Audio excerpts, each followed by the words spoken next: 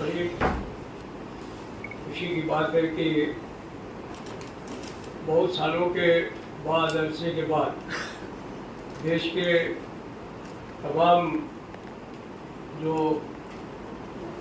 केंद्र सरकार के कर्मचारी हैं, जिनमें रेल, प्रतिरक्षा, पोस्टल, इनकम टैक्स और तमाम दूसरे कर्मचारी, राज्य सरकार के कर्मचारी, हमारे जो तमाम जो शिक्षक हैं, प्राइमरी टीचर्स हैं, सेकेंडरी टीचर्स हैं, यूनिवर्सिटी टीचर्स हैं, उनके संगठन, बहुत सारे कॉरपोरेशंस के लोग जो पुरानी पेंशन में आते थे, वो सब लोग एक मन बना करके पुरानी पेंशन बहाली के सवाल पर एक साथ इकट्ठा होने का काम किया है उन्होंने। और वो खाली इकट्ठा ही नहीं हुए हैं, वो एक मन बना करके संघर्ष के रास्ते पर आगे चल रहे हैं। आप में से बहुत सारे साथी यहाँ हैं जो 21 जनवरी को प्यारेलाल भवन में जब पहली बार हम लोग इकट्ठा हुए थे, तो वहाँ पर आप सब साथी मिले थे और उस समय आप लोगों ने आशंका जाहिर की थी कि बहुत सारे लोग पुरानी पेंशन बहाली के सवाल को लेकर के इसी तरीके से लड़ते रहे हैं, लेकिन कभी न कभी उनको जो है वो उनका कहीं न कहीं जो है भी ऐसा होता रहा कि आगे आंदोलन चला और फिर ठप हो गया, फिर आगे चला ठप हो गया। मैंने आपसे अपने साथियों के भरोसे पर ही बात कही थी कि अब ये जो आंदोलन है रुकने वाला नहीं है, और जब तक तमाम सरकारी कर्मचारियों के, शिक्षकों की पुरानी पेंशन बहाल नहीं हो जाएगी, तब तक हम लोग जो है वो इस आंदोलन को रोकने का काम नहीं करेंगे। आज हमारे स्टीयरिंग कमेटी के तमाम साथी यहाँ हैं और 10 तारीख के लिए हम आप सबको आमंत्रित करते हैं। मुझे पूरी आशा है कि लगभग जो सूचनाएं हम लोगों के पास में है, उनके आधार पर मैं कह सकता हूं कि तकरीबन 1 लाख से ज़्यादा लोग जो है वो पूरे देश से आ रहे हैं। कोई गाड़ियां ऐसी नहीं है जिनमें कि हमारे साथियों ने रिजर्वेशन नहीं कराए हैं, और सब में किसी में 500, किसी में 800, किसी में 1000, किसी में 1400, कई लोग तो स्पेशल ट्रेन लेकर के ही आ रहे हैं, सारी पैसे दे करके बुक कराई हैं।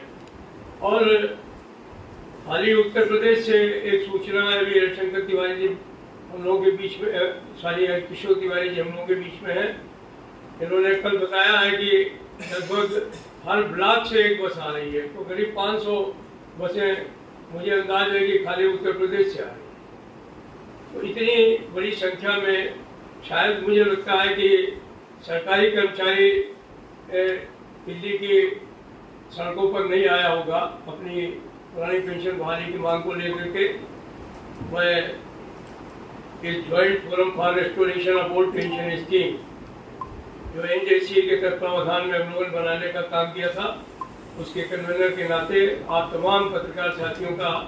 हृदय से स्वागत करता हूं। और इसलिए मैं विशेष स्वागत करता हूं कि आज पार्लियामेंट में नो कॉन्फिडेंस मोशन पर बहस है, लेकिन आप तमाम साथियों ने हम लोगों के आंदोलन के महत्व को समझते हुए हमारे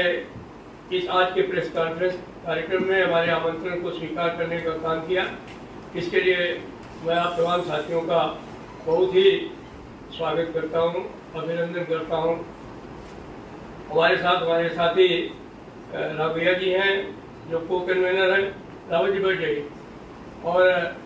साथी जो है वो अशोक सिंह हैं जो कि डिफेंस एम्प्लॉइज का जो INDW है उसके अध्यक्ष है, और ILO गवर्निंग बॉडी के मेंबर भी हैं, international labour organisation. Shri Kumar ji हैं जो हमारे all India defence employees federation के महामंत्री हैं। साथ ही डॉक्टर दबास है जो कि all India primary teachers federation के उपाध्यक्ष हैं। साथ ही सुशील पांडे हैं जो UPSS के उत्तर प्रदेश प्राइमरी शिक्षक संघ के अध्यक्ष हैं। साथ ही हरि किशोर तिवारी जी हैं जो कि उत्तर प्रदेश के जो राज्य कर्मचारी हैं, डिप्लोमा होल्डर्स हैं, जो उनकी ज्वाइंट काउंसिल है उसके वो जो है वो अध्यक्ष हैं। साथ ही रूपक सरकार हैं जो कि कन्फेडरेशन ऑफ एम्प्लॉइज जो सेंट्रल गवर्नमेंट एम्प्लॉइज हैं उनके भी वो महामंत्री हैं, अध्यक्ष हैं सॉरी, और वो इनकम टैक्स एम्प्लॉइज फेडरेशन जो है उसके भी महामंत्री हैं। साथ ही एस.बी. यादव जी भी हम लोग के साथ हैं जो कि अध्यक्ष हैं इस ऑर्गेनाइजेशन के CGW के, और साथ ही तापस बोस हैं जो ऑडिट अकाउंट्स के अध्यक्ष हैं हमारे बीच में। साथ ही जनार्दन मजूमदार भी हैं जो कि NFP के जो है वो महामंत्री हैं NFP के, और FNPO के महामंत्री शिवाजी भी हम लोगों के बीच में हैं। और जब शिवाजी हम लोगों के बीच में हों तो फिर तो सफलता का मार्ग प्रशस्ति हो जाता है। इसके अलावा हमारे इस ऑर्गेनाइजेशन में जो है वो करीब 35 ऑर्गेनाइजेशन शामिल हैं, जिनका कि मैं नाम आपको लेकर के बता देना चाहता हूँ। ARF है, NFIR है, AIDEF है, INDWF है, CCGW है, NFP है, FNPO है, ITEF है, AIPTF है, UPSC JC है, ऑल इंडिया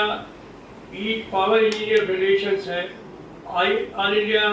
SC/ST ऑर्गेनाइजेशन है, ऑल इंडिया SGEF है, ऑल इंडिया CGHSE है जो CGHS एम्प्लॉइज एसोसिएशन के हमारे में शामिल है, all India health employ workers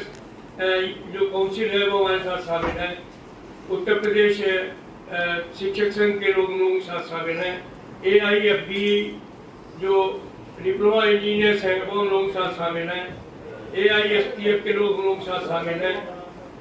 NOPRUF के साथी अभी रावत साहब हम लोगों के बीच में आए हैं, CDRA के साथी सुरेश हम लोगों के बीच में हैं, AINPSEF के साथी भी हम लोगों के साथ शामिल हैं, जो FCI की यूनियन है BKNSS वो भी हम लोगों के साथ शामिल है, AIFTO और all India federation of university teachers के भी साथी हम लोग शामिल हैं, जम्मू कश्मीर टीचर्स फेडरेशन के लोग हम लोगों के साथ शामिल हैं,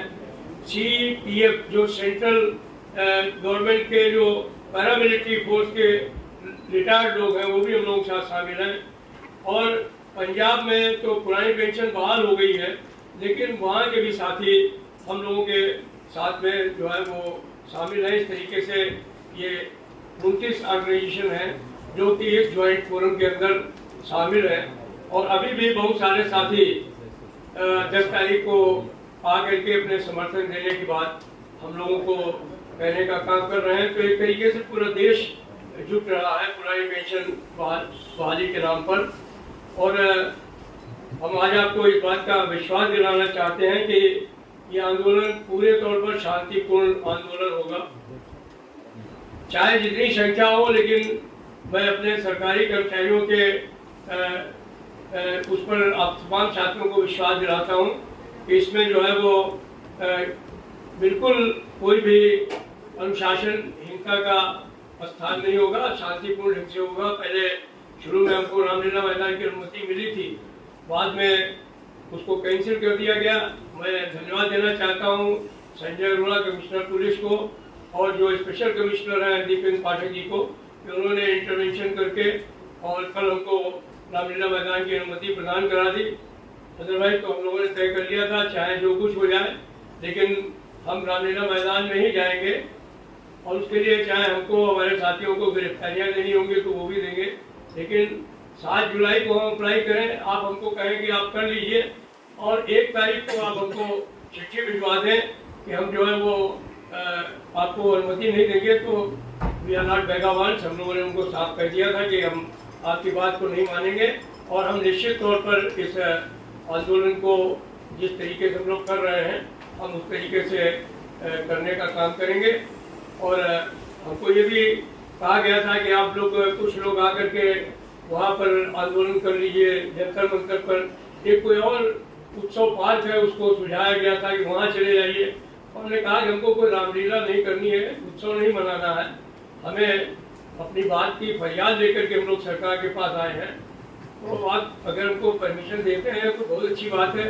अदरवाइज पूरे अनुशासन में रहते हुए हम दिल्ली की सड़कों पर उतरेंगे, उसमें जाम लगे कुछ हो उसकी जिम्मेदारी हमारी नहीं होगी। लेकिन हमें बहुत खुशी है यहाँ के कमिश्नर और स्पेशल कमिश्नर से कि जिन्होंने इस मामले को समझा और उन्होंने कल शाम को बैठा करके और डीसी सेंट्रल जो है डीसीपी सेंट्रल उन्होंने कहा कि नहीं आपके लिए अनुमति है और आप अपने कार्यक्रम को करिए वहाँ पर। तो हम वहाँ पर जाएंगे और अपने पेंशन अधिकार महारैली को हम और हमारे तमाम जो यहाँ पर मौजूद हैं साथी जिन्हें ऑर्गेनाइजेशन का मैंने नाम लिया है, उनके जनरल सेक्रेटरी या प्रेसिडेंट यहाँ मौजूद हैं, वो लोग सब मिलकर के सामूहिक रूप से हम वहाँ पर जो है वो भारत सरकार से गुहार करेंगे, प्रधानमंत्री जी से गुहार करेंगे कि भाई आप सबका साथ सबका विकास में विश्वास रखने वाले साथी हैं। तो इसलिए आवश्यकता इस बात की है कि आप जो है वो हमारी बात को समझने का काम करें और इन तमाम जो कर्मचारी साथी हैं उनकी पुरानी पेंशन को बहाल करने का काम करें, क्योंकि ये लड़ाई लोगों के बुढ़ापे से जुड़ी हुई है। उनके बुढ़ापे में जो पेंशन एकमात्र सहारा होती है उससे जुड़ी हुई है। तो ये विशुद्ध रूप से एक तरीके से जीवन यापन के लिए लड़ी जाने वाली लड़ाई है। हमने पहले भी आपको बताया है कि जो लोग अब रिटायर हो रहे हैं उनको किसी को 500 रुपये पेंशन मिल रही है, किसी को जो है वो 1000 रुपये पेंशन मिल रही है,